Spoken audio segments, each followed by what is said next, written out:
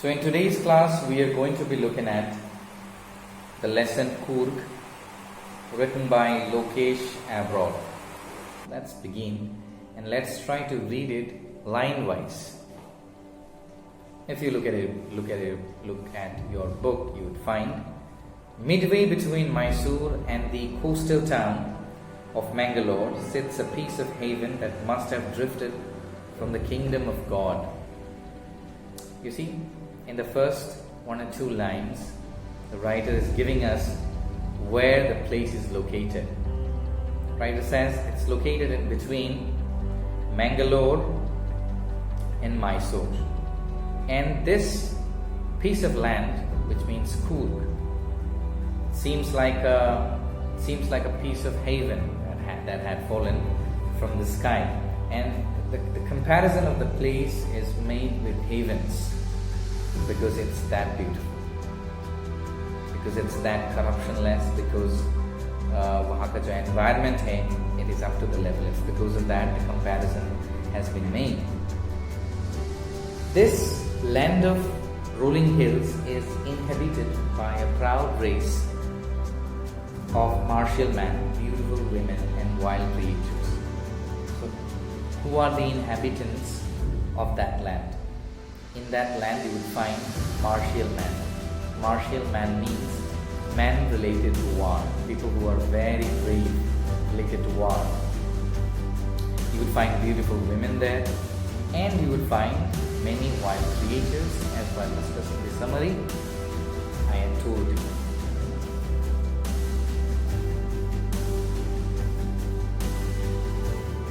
Coorg or Kodagu, the smallest district of Karnataka, is home to evergreen rainforests, spices and coffee plantations. So Coorg is also known as Kodagu, Kodavu, Kodavus. It has many names and it's a very tiny small district of Karnataka. It's famous for its rainforests and it's also famous for spices, and the main crop that they grow there is coffee. It's famous for that. And we have evergreen rainforest there.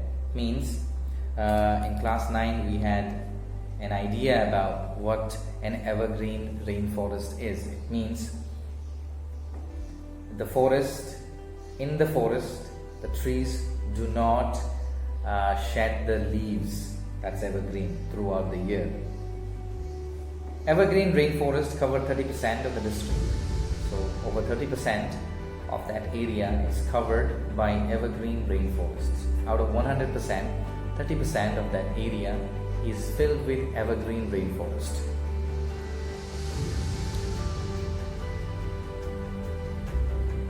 During the monsoons, it pours enough to keep many visitors away. So during monsoon, it pours very heavily there. It means it rains very heavily, and because of that, many tourists cannot go and visit that place. It's not safe to go to Coorg in the monsoon season.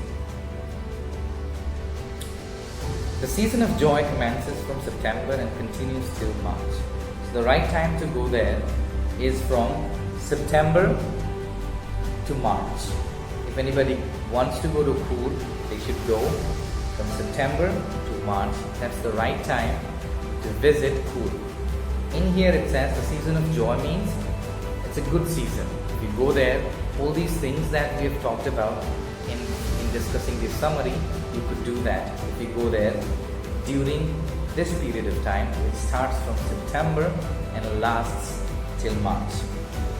Because at that specific time, the weather is perfect with some showers thrown in for good measure. If you go there, the weather would be quite good for doing all the activities that we have talked about, and there would be a shower, there would be rain every now and then, but it's not going to rain incessantly. The air breathes of invigorating coffee.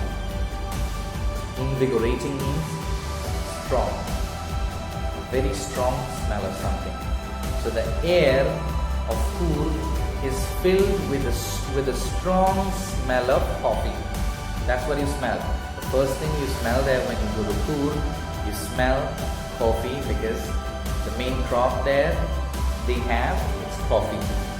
Coffee estates and colonial bungalows stand tucked under the trees canopies in prime corners. You see, what is a canopy? A canopy is like a roof-like covering that people have in their buildings. A roof-like thing. You might have seen outside of a window or outside of a ventilator, they have a roof-like thing. That's known as canopy. Now, if you go there in the forest, you would find many colonial bungalows. It means when European people came and they flourished, they reigned that area, they made many bungalows. They established many business establishments there, and they have remained there. They stand tucked under the tree canopies. It means these houses, these bungalows, these offices and these buildings, they seem like they are tucked under the canopy of the big trees. It means there are houses, there are bungalows, but because it's an evergreen forest, it is not seen clearly. All you can see is the leaves of the trees that have covered them, just like a canopy covers the sides of a house or the top part of a window, or say ventilators in anybody's house. The fiercely independent people of Coorg are possibly of Greek or Arabic descent. It means origin. Descent means origin. Fiercely independent means these people are entirely, totally independent, and they have, their origin is possibly connected to the Greek people or the Arabic people. It says that they have evolved from these people because their ancestors, they might have died, and these people have remained over the years. As one story goes, there are two stories. As one story goes, story number 1. A part of Alexander's army moved south along the coast and settled here when their return became impractical. So Alexander was passing through that area, and at one particular point of time he could not cross that area because there were barriers on his way in the sea. He couldn't go, he was stuck there. His return became impractical. So Alexander with his army decided to stay there. What happens when they stay? These people married amongst the locals, and their culture is apparent in the martial traditions, marriage and religious rites, which are distinct from the Hindu mainstream. Because these people couldn't go, and marriages happened between the people of Alexander and the people of Coorg, and as a result of that, as a constant result of that, the culture got mixed. And these mixture of cultures are very different than the mainstream. Mainstream means a normal chain of tradition that people follow. That is mainstream. A tradition which most people follow.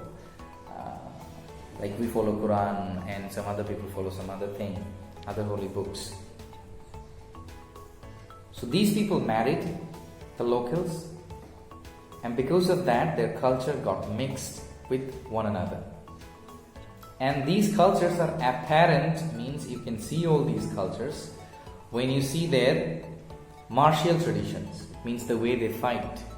If you see that, you would see that a drastic change is there from how Hindu people do it and how these people do it. Also, if you see how they get married, their marriage system. Also, if you see their religious rites, how they pray to God or पूजा पाठ कैसे करते हैं अपने different deities को, वो भी अगर हम देखें, then we would find that it's totally different than mainstream Hinduism. It's not like Hinduism, it's totally different. And all these things, their martial traditions, their way of marrying people, their way of fulfilling the religious rites, these are all distinct from Hindu religion, and by looking at these things you can find out that they had a culture that developed when Alexander the Great could not go and settle there. Moreover, they have Arab descent as well, Arab origin as well. The theory of Arab origin draws support from the long black coat with an embroidered waist belt worn by Kodavus, known as kufiya. It resembles the kufiya worn by the Arabs and the Kurds. You see, you can see a picture in your book by now on left, top left corner. And when you look at the picture, what do you see? It is a long gown kind of a clothing that the man is wearing, and it is embroidered. It means it was made with various designs, hand-picked designs, and there is a waist belt, a black belt that you can see. So here, the dress that they wear is known as kufiya in their language, and it's the same dress that Arabic people wear. It's known as kufiya. And also Kurds is another group of people. They wear that too. So it can be said that their descent, their origin is related to Alexander as well as the Arabs, Greek as well as the Arabs. Coorgi homes have a tradition of hospitality, and they are more than willing to recount numerous tales of valor related to their sons and fathers. You see, if you go to a Coorgi house, they have a hospitality. What is a hospitality? Hospitality means a kind of a tradition that they have. The way you treat your guests, that's also known as hospitality. So they have a tradition of hospitality, of treating their guests. Whenever you go, they have some customs and they have some practices that they do. And whenever you go there, you would find that people are willing to recount the numerous tales of their kind. They tell many stories from their ancestral lines. बहुत से stories बताते हैं कि उस वक्त में ये हुआ था, उस वक्त में वो हुआ था. All these stories they tell. They tell the stories of their sons and fathers, of their valor. Of their valor means of their bravery. उनके साहस के बारे में. They talk about the bravery, the courage that those people had shown, the way they fought. इन सारे चीज़ों के बारे में वो बात करते हैं. It's a kind of a hospitality that they have in their houses. Whenever somebody goes, they talk about these things. The Coorg regiment is one of the most decorated in the Indian Army. Why most decorated? Here, most decorated does not mean designed well. Most decorated here means that this regiment is a group of soldiers in army. That's what is known as. So mostly decorated means this regiment has won many awards for its bravery. That's why it's known as most decorated. So in Indian Army we have a regiment known as Coorg regiment. Now if you look at that is the most decorated regiment we have. It means it has won many awards, and because of their bravery, because of their courage, and because of number of other things that they have done. These people are strong because they come from hills. Just like in Northeast you see many people come from the hills, and they are obviously stronger than the people who live in the plain areas. The first chief of Indian Army, General Cariappa, was a Coorgi. First chief of Indian Army was a Coorgi. His name was General Cariappa. Even now, Kodavus are the only people in India permitted to carry firearms without a license. So Kodavus are the one and only people in India. They can carry a gun without a license. That also means that these people are reliable. These people are trustworthy. These people do not easily break anybody's trust. That's what it proves. That these people are reliable, and that's because of that they don't need a license to carry a gun. The river Kaveri obtains its water from the hills and forest of Coorg. So in Coorg we have a river that's known as Kaveri, and it gets its water from the hills and the forest of Coorg. Mahasir, a large freshwater fish, abound in these waters.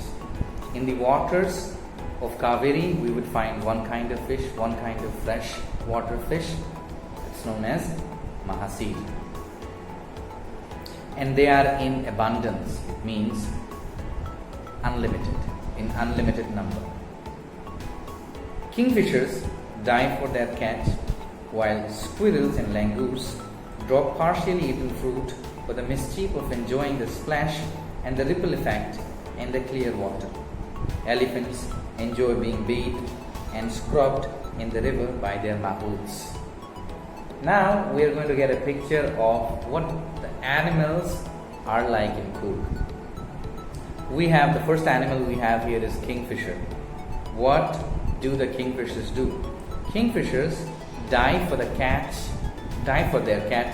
to catch a fish. You might have seen a kingfisher nearby your pond or nearby a lake. So kingfishers are sharp hunters, we can say them, we can call them, and they wait for their prey के लिए wait करते हैं और उसके बाद बिल्कुल ही उसके ऊपर झपटते हैं, उसको खा जाते हैं. So kingfishers, you can see a kind of bird.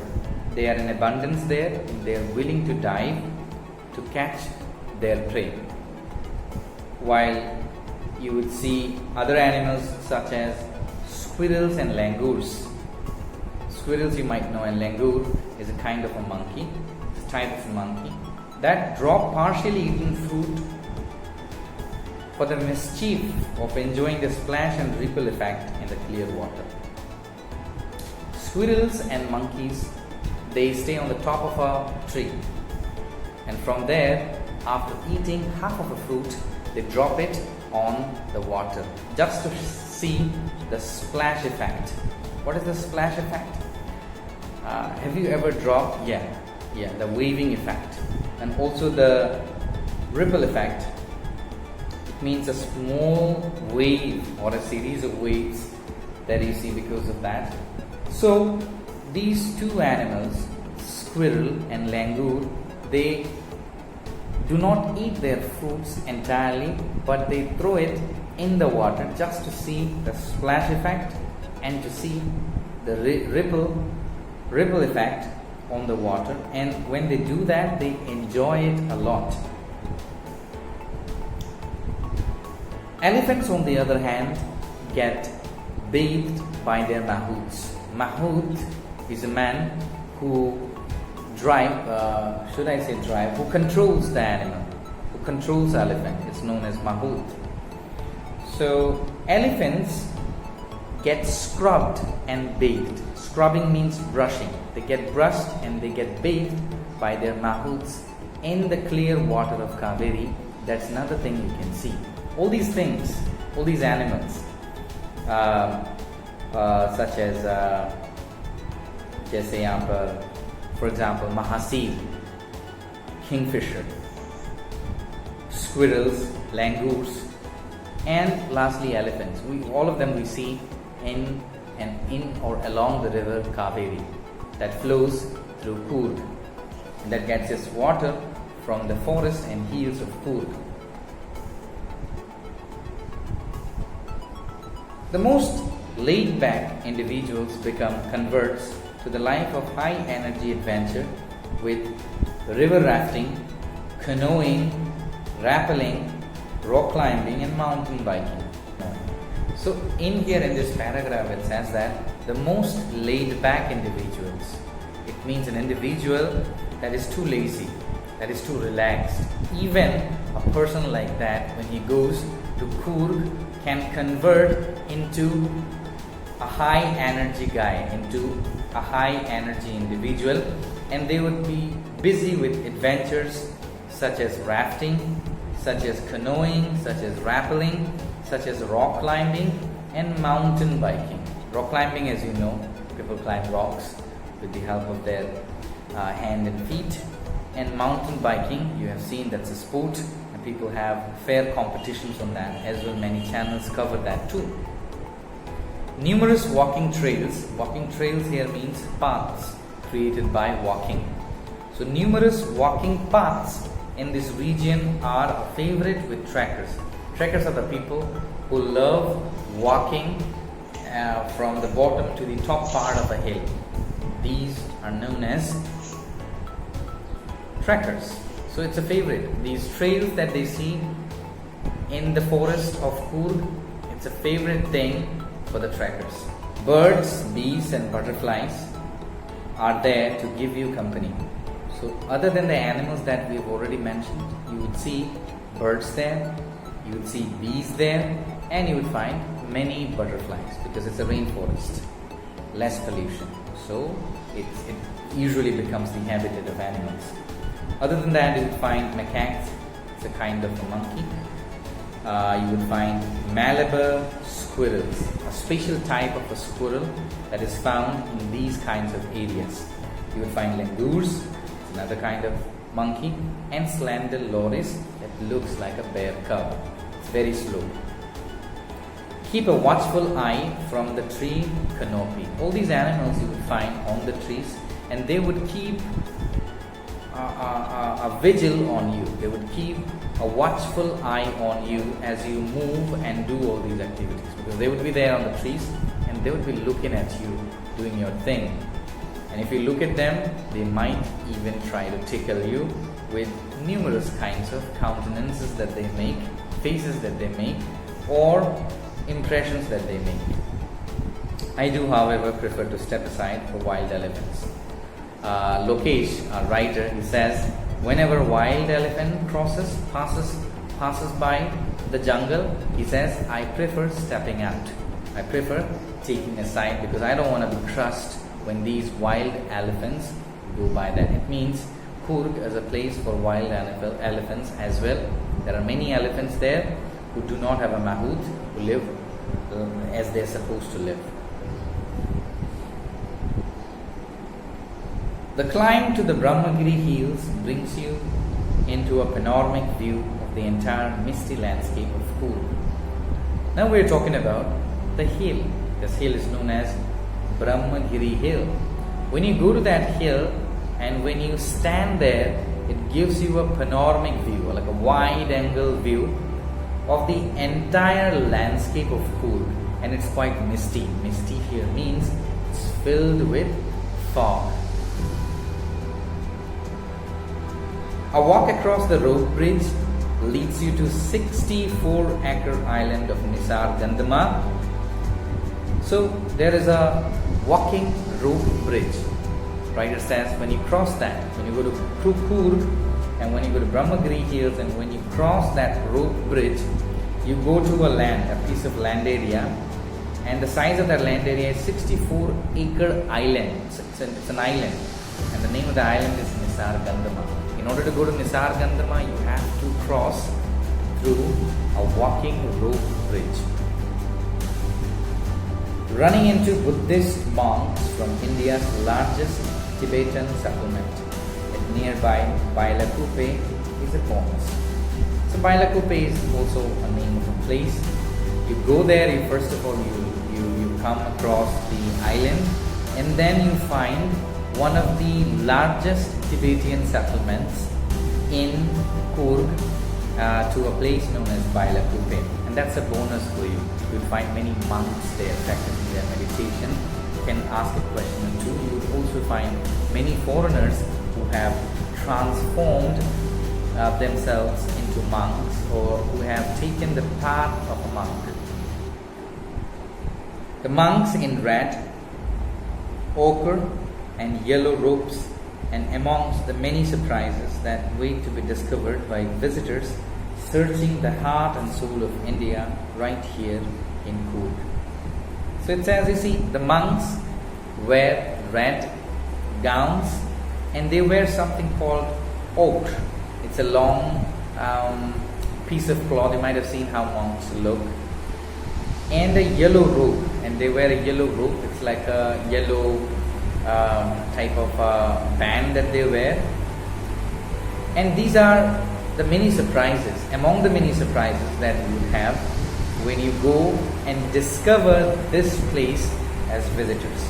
When you go on discovering this place, you tend to find out the heart and soul of India right in the Coorg, a place which you would have never imagined that really existed. So with that we end the chapter. If you have any question, you can leave down in the comment sections. Also, if you need the textual answers as well as some of the inside answers, you can leave a comment in the comment box below.